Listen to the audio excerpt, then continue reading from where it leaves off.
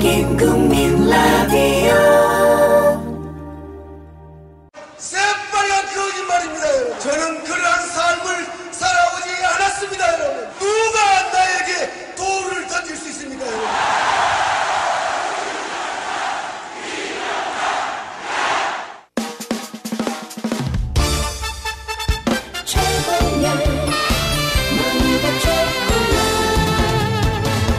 본격 재테크 드라마 이명박 평전 제5회 신입사원 이명박의 출세기.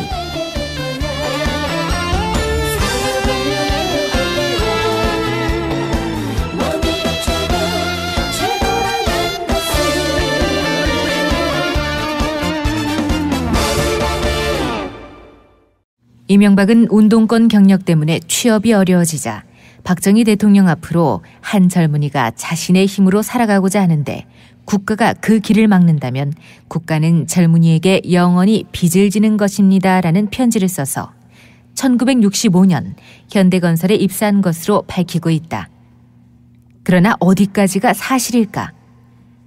버시바우 주한 미국 대사는 대선을 10개월여 남겨둔 2007년 2월 2일 대선 후보 이명박이라는 제목의 전문을 국무부로 타전한다. 여기에는 이명박 당시 후보의 출생, 성장, 취업, 그리고 정치적 역정 등 이명박의 모든 것이 14개 항목으로 정리되어 있다. 버시바우의 전문 내용이다. 제목, 운 좋은 전환. 이명박이 한일협정 반대 데모에 따른 투옥으로 고려대 졸업 뒤에도 취업을 못하자 박근혜의 아버지인 대통령 박정희에게 심금을 울리는 편지를 썼다. 정부가 개인의 앞길을 막는다면 정부는 영원히 개인에게 큰 빚을 지게 될 것이라는 MB의 열정적인 편지는 청와대를 감동시켰고 그를 사면시킴으로써 현대건설에 취직할 수 있었다고 밝혔다. 또 현대건설 취업 면접 시험에서 자네 건설이 뭐라고 생각하는가? 건설은 창조라고 생각합니다. 그러자 정주영은 이 대답에 감명받아 그 후 많은 연설을 하면서 이 내용을 언급했다는 사실을 이명박이 자신의 연설에서 회상했다. 그러나 건설은 창조라고 밝힌 말이 이명박이 현대로 들어가는 티켓이 됐다는 말이 있지만 다른 비화도 있다.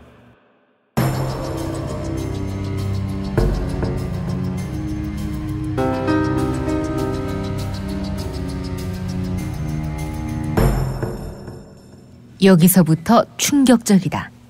그 비화의 내용은 박정희가 이명박의 취업과 관련해 정주영과 짧은 대화를 나누면서 한 말이다. 이 정주영 사장. 예, 각하. 이명박이 그 친구 주의 깊게 지켜봐. 예? 알겠습니다.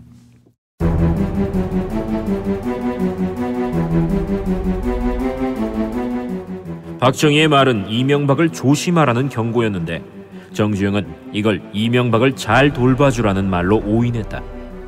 결국 이런 착각이 이명박이 현대에서 고속 승진하는 또 다른 요인일 것이다.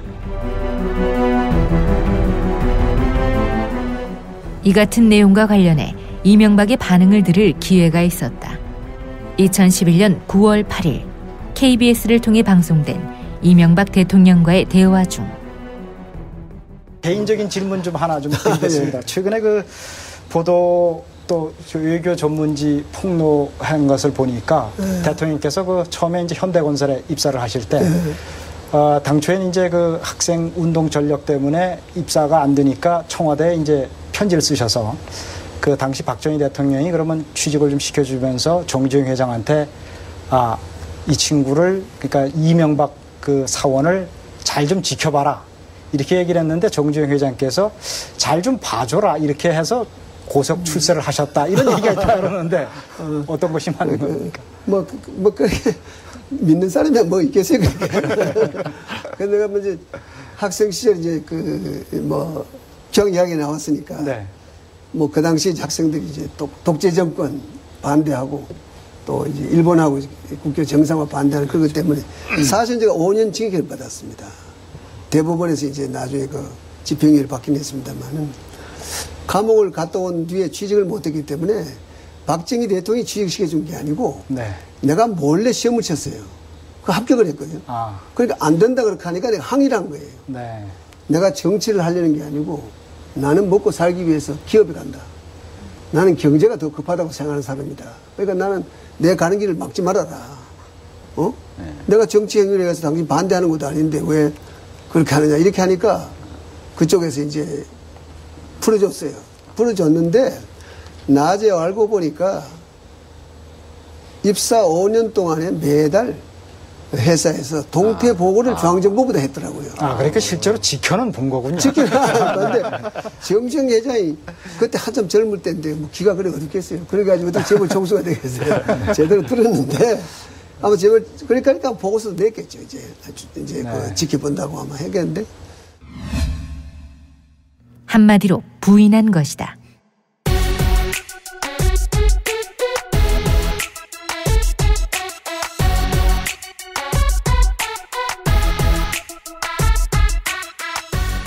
입사한 해, 이명박은 격리사원 자격으로 태국 파타니의 나라티왓 고속도로 건설 현장으로 발령받았다. 워낙 저가에 입찰한 공사여서 적자투성이었고 현장 노동자들의 분위기도 좋지 않았다. 어느 날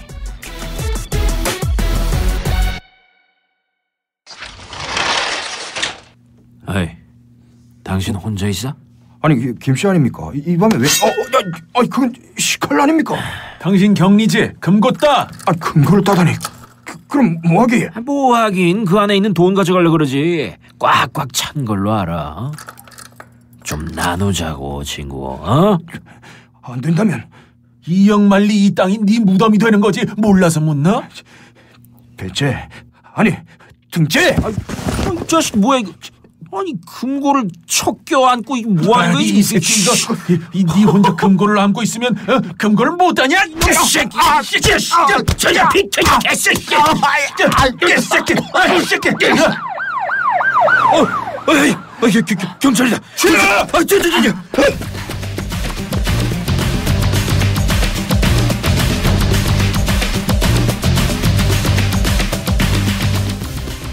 칼을 들이대는 그들 앞에서 홀로 금고를 안고 지킨 이명박.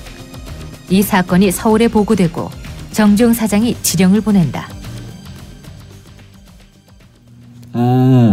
이명박 이 친구 물건인데 현장 책임자로 승격해. 정주영은 이렇게 이명박을 현대건설 중기사업소 과장으로 발령냈다. 그러나 이명박의 반응은 이랬다고 한다. 나는 이 뒤통수를 한 대 얻어맞은 기분이었습니다. 내가 이 노른자 위에 앉게 될 것이라고 예측했던 사원들도 의아해했습니다. 이명박 그 친구 잘 나가더니 끝난 거 아니야? 라는 소리까지 들렸습니다. 하지만 이 대졸사원이 이 장비를 접할 기회는 거의 없었습니다. 나를 그쪽으로 발령된 무슨 까닭이 있을 것이다. 가서 배우자.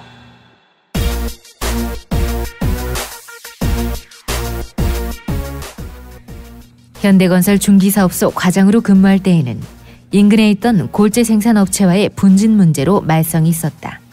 중기, 즉 중장비에 분진이 타고들면 큰일이다. 예민할 수밖에 없었다. 여보세요. 거기 골재 생산업체 공양사 맞죠? 네, 그래요. 그 분진 방지 시설을 갖추기로 약속했잖아요. 근데 이 약속을 전혀 이행하지 않고 있는 이유 뭡니까? 네, 뭐라고요? 청와대가 시킨 일이라고? 반대편 이야기도 들어보자. 청와대로부터 골재를 공급하라는 지시를 받았기 때문에 24시간 내내 작업해야 합니다. 그쪽 요구 들어줄 시간이 없어요. 이것 봐요. 왜 소리를 지릅니까? 그러면 우리 보고 청와대 요구를 묵살하라는 겁니까? 뒷감당은 당신이 다 할 거요? 6시간? 6시간 동안 약속을 지키지 않으면 공장을 못 돌리게 하겠다? 자, 한번 해보쇼. 잘 될지 모르겠지만. 6시간이 지났다. 이명박의 엄포는 묵살됐다. 그런데 이게 웬일인가? 부장님, 큰일 났습니다. 뭐야? 지금 회사 정문 앞에, 그 정문 앞에. 그거 좀 천천히 얘기해. 회사 정문 앞에 뭐? 뭐야? 저 불도저 아니야 저거? 트럭이 드나드는 진입로를 불도저로 깊숙하게 파버렸어요. 도로를 사실상 봉쇄해버린 거예요. 하루 강아지가 범 무서운 줄 모르고. 야, 그 청와대 전화나.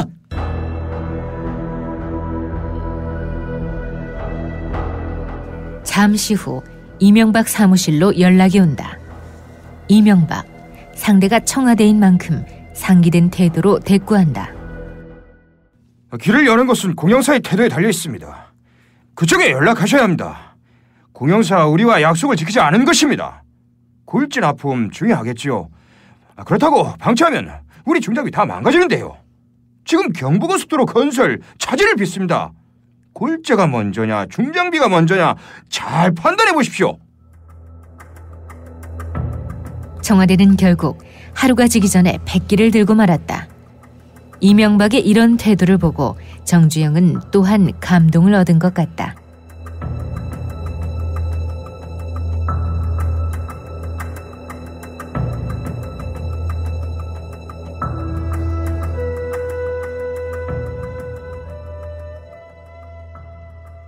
이명박은 경부고속도로 건설 현장에서 박정희 대통령을 만났다고 했다.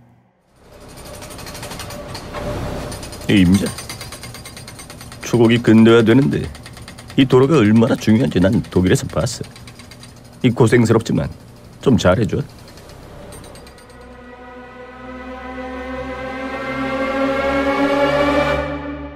과연 사실일까? 현대건설 중기사업소의 관리과장으로 그는 경부고속도로 건설에 참여한다. 그러나 현대건설이 발간한 공식 간행물에는 경부고속도로 건설 당시 이명박 관리과장의 역할은 거의 나오지 않는다. 대신 정주영 사장의 일화는 자세히 언급된다. 비가 하늘에 구멍 난 듯 쏟아진 어느 날, 비옷도 장화도 없이 경부고속도로 건설 현장에 나타난 정주영 사장은 현장 소장에게 대전시장에 가서 장화 한 켤레를 사오라고 한다. 정 사장의 발은 꽤 컸던 모양이다. 12문짜리 이상을 사오라고 주문했지만 장화가 없었다. 결국 그날 정 사장은 비에 젖은 맨발로 지프를 타고 서울로 돌아와야 했다. 각종 공식 사료를 살펴본 바에 따르면 경부고속도로 건설을 두고 머리를 맞댄 것은 주로 박정희와 정주영이었다. 이명박이 박정희와 직접 대화를 나눴다는 이명박의 주장은 2007년 대선이 돼서야 세상에 처음 드러났다. 이명박의 입을 통해서 과연 그것이 사실일까 아니면 지어낸 말일까? 이를 입증할 증인은 그런데 지금 이 세상에 없다.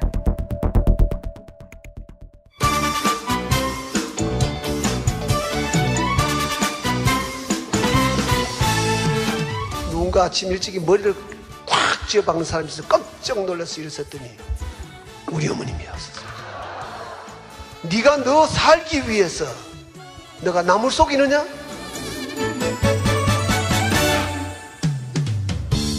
그러나 난 그 이야기를 일생 동안 기억하는 거예요. 이명박 평전. 지금까지 해설과 연기의 보이스비 그네셔스, 기획 극본 김용민, 연출 임대웅, 제작 미디어협동조합 국민라디오였습니다. 이 방송은 매주 월요일부터 금요일까지 오전 11시 40분 국민라디오를 통해 방송됩니다. 다음 시간에 다시 인사드립니다.